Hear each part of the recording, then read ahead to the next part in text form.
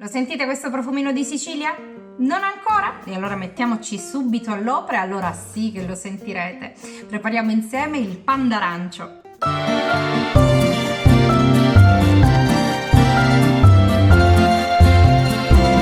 Il pan d'arancio è un dolcetto tipico siciliano, molto semplice da preparare e si prepara proprio in questo periodo quando le arance danno il meglio di sé.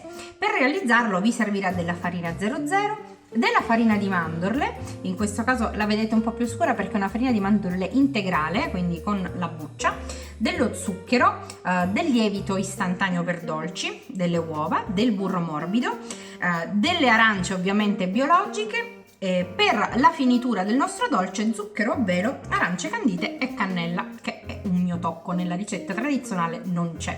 Mettiamoci subito all'opera. E per prima cosa partiamo dalle arance. In realtà in questa fase ce ne servono due, quindi una la metto da parte.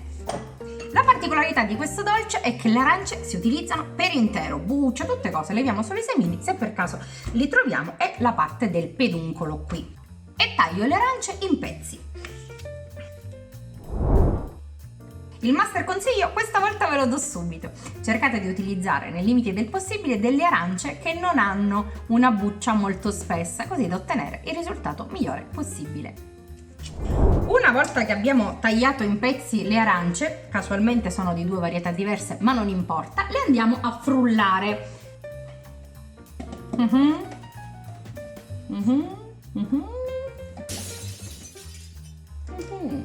Va bene, mi metto più in qui.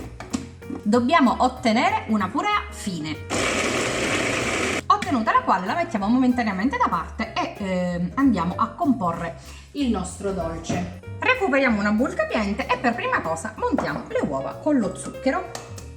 Io le apro sempre a parte e vi consiglio di fare lo stesso.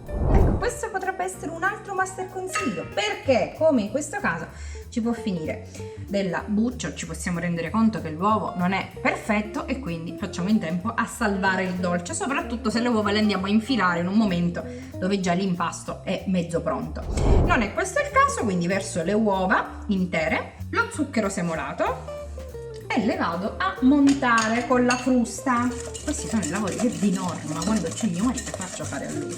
Una volta ben montate le uova andiamo ad aggiungere man mano gli altri ingredienti. Partiamo dalla purea di arance che abbiamo preparato e andiamo a incorporarla cercando di non smontare le uova. Stessa cosa facciamo con tutti gli altri ingredienti.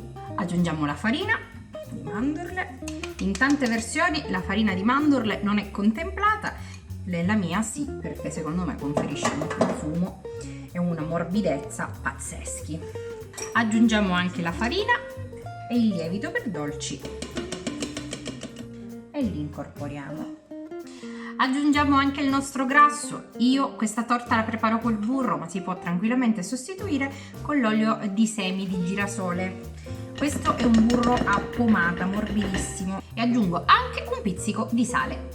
Questo è un dolce che a casa adoriamo perché si mantiene fragrante, morbidissimo e umido per giorni e piace davvero a tutti.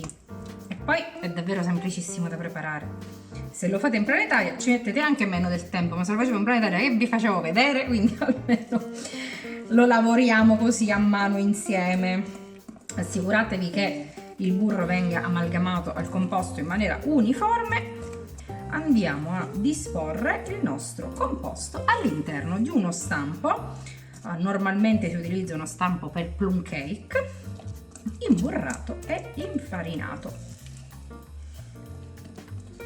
Andiamo a infornare il nostro profumatissimo pan d'arancio in forno preriscaldato a 170 gradi in modalità statica.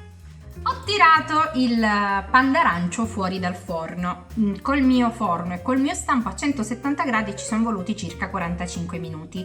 Ma il mio stampo è un po' più largo della norma, quindi a 40 minuti vi consiglio di fare la prova a stecchino e controllare se la cottura è cotta, onde evitare di asciugarlo troppo. Adesso lo faccio raffreddare ben bene e poi lo andiamo a decorare.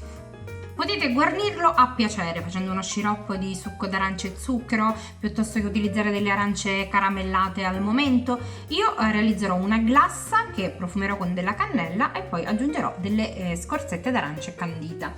Andiamo a recuperare l'arancia che avevamo tenuto da parte e andiamo a spremere il succo.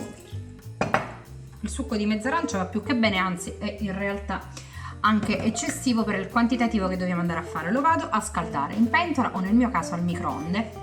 Nel frattempo zucchero a velo, vado ad aggiungere la cannella, recupero una frusta, il succo d'arancia che ho letteralmente portato a bollore, un cucchiaio, per questo dosaggio è sufficiente, e vado a creare la mia glassa. Tengo sempre il succo qui, così se è necessario lo vado ad aggiungere. La consistenza che dobbiamo ottenere è questa qui. Copriamola, altrimenti asciuga, e preparo un'altra glassa bianca stavolta, o quasi, sempre con zucchero a velo e succo d'arancia bollente. Copro anche questa e la metto da parte. Siamo pronti per farcire il nostro pan d'arancio. Ho recuperato le glasse, quella più chiara e quella più scura. Possiamo decorarlo a piacere. Ed eccolo qua, il mio pan d'arancio con glassa all'arancia e alla cannella è pronto. Il profumo che vi avevo anticipato all'inizio della ricetta avrà sicuramente già inebriato le vostre case. Non lo assaggio perché questa volta non posso. Mi godrò il profumo